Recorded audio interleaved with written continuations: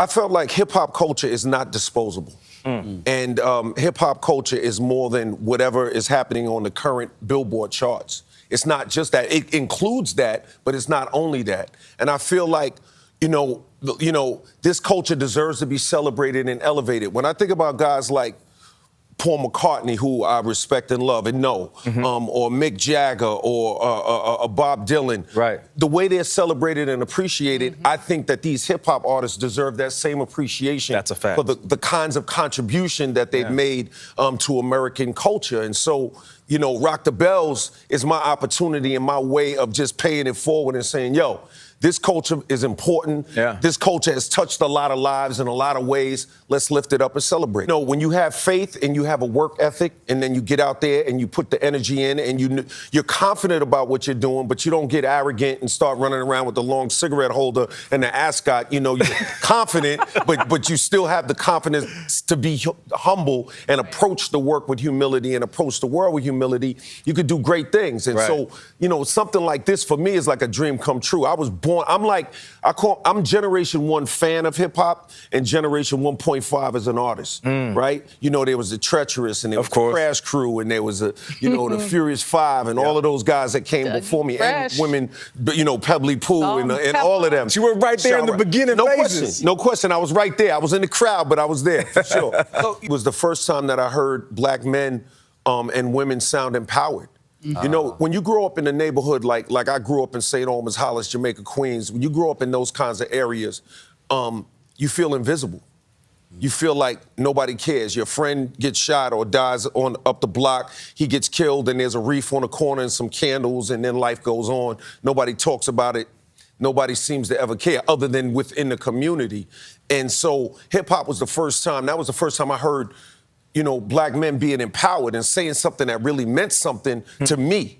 Just the fact that they were sounding powerful. This was before the messages got really, really deep. This was before, even the message that Melly Mel wrote, which was one of the most transformative hip-hop records ever. But before that, it was just the idea that they sounded confident and they sounded powerful. It's no different from seeing an athlete who, just does a certain thing and it makes you feel like, hey, I could do that. Right. If he could do that, I could do that. And that's how I felt about it. So, growing up in the hood, that's what you think, right? So the goal is not to pretend like I'm not from the hood, and the goal is not to overemphasize it. The goal is to just be true to who you are and lift up this culture and this platform. And that's what we're doing with Rock the Bell.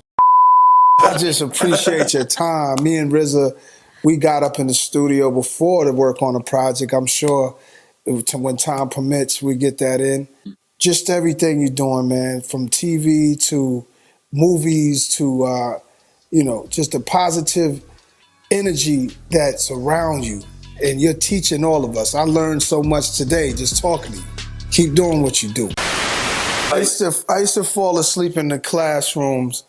And I found out later when I started learning more about our history that we were being taught our own stuff that through a different way, more European, more Western, more, updated, but really changed. So if I was to learn it the way I was taught it, the way my ancestors were taught it, we'd be on a much higher level of consciousness at the age of 14. So when I did start to read certain books on history, I started to fill in the blanks and realize this is what's feeding me, the truth. So it's being broken down to you in a word called algebra, stuff that your ancestors were dealing with thousands of years ago under a different name. So it's like the lessons that when this brother brought me, he pulled me to the side. I must have been about 10 years old, 11 years old, and he pulled me to the side from my guys and said, I got something for you. And went to say, don't go nowhere. And he would be called an enlightener because he gave me the lessons. I think it was 120. He gave, study this. When I see you, we're going to build on it. Boom. So I had to go try to hide that from my mom. I had to hide things from my moms back in the days. So, you know what I'm saying? But my boys looking at me like, why he choose you? You know what I'm saying? Why he choose? He said, this ain't for them. When somebody approached them, they approach them. This is for you. And, just starting to learn these things, it's like I always knew it was there before I even read it. I had a similar experience at the age of 11, you know what I mean? It's crazy, you never know who gives you the calling, right? Like hip hop, for example, the first time I heard hip hop, I was 7 years old, right?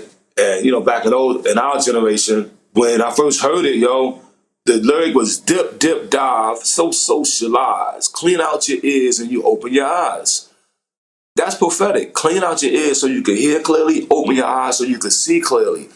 And for me, that hit me like that. It hit me like a dance rap. It hit me like, oh shit, I gotta clean out my ears and open my eyes. You know what I mean? It hit me on that level. So that was my calling. And then years later, I never forget seeing this. My aunt was dating this dope fiend Donald. And she was dating him, and he used to come over the crib and shit, and sit at the table, and my grandma would feed him, But dope fiend Donald, he's over. He's sitting there. He's kind of like half nodding and shit. And grandma like, you want some food? Donald, a hot dog? he like, yeah, May. Just I don't want nothing with no pork in it. I heard him say that. Yeah, but no pork. I'm gonna tell you, boy. He's leaning. He's like, the gods are right. I had knowledge of self and I failed. I lost it. But the gods are right. And he nodded and I was like, the gods are right. He's like, yeah, study 120. And I had it because my brother had it, the judge had it already. He gave it to me, but I was only 11, so I wasn't serious. But after hearing him say that, I picked it back up that night.